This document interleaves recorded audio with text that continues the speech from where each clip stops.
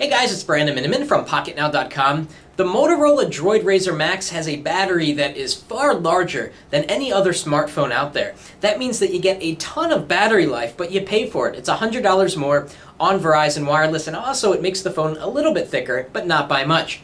Does a lot more battery life really matter? Well, at first I thought, not really. Most people charge their phone every night, and it's really not that big of a deal. Most smartphones can go through the day without needing a charge. You plug it in at night, you don't think about it, you pick it up in the morning, and that's it. Why do you need a bigger battery? Why should you pay for a bigger battery? Why should you have to deal with a slightly larger, thicker phone with a bigger battery? Well, after using the Droid RAZR Maxx for a couple of days, I've got a really good answer. Let's get to it.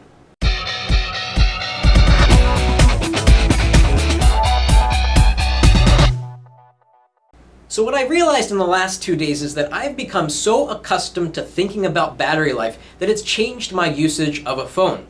On the Droid RAZR Maxx with a 3300 milliamp hour battery, I no longer have to think about battery life, which has changed several different things. Number one, live wallpaper.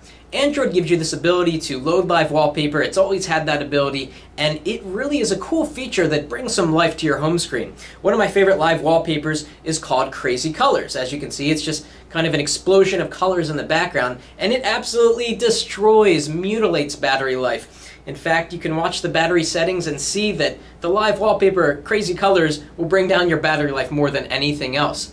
With such a large battery and great battery life on the Droid RAZR Maxx, I don't have to think about live wallpaper. I just run it all the time and I can benefit from its nice effect on the home screen. Another thing that I've done differently now with a larger battery is I've changed sync settings. Usually when I set up an Android phone, I turn off Facebook sync and Twitter sync because I know it has an impact on battery life and certainly data usage, although I'm near Wi-Fi a lot of the time. On the Droid RAZR Maxx, Facebook and Twitter are always in sync. When I launch the app, everything there is ready to go. I don't have to think about battery life. I can keep sync settings as I would normally want them. Other places where a lot of battery life really impacts your usage is with videos and games. I used to play GTA 3 on another Android phone, like the Galaxy Nexus, and battery life would go down 10% for playing just 15 minutes of the game.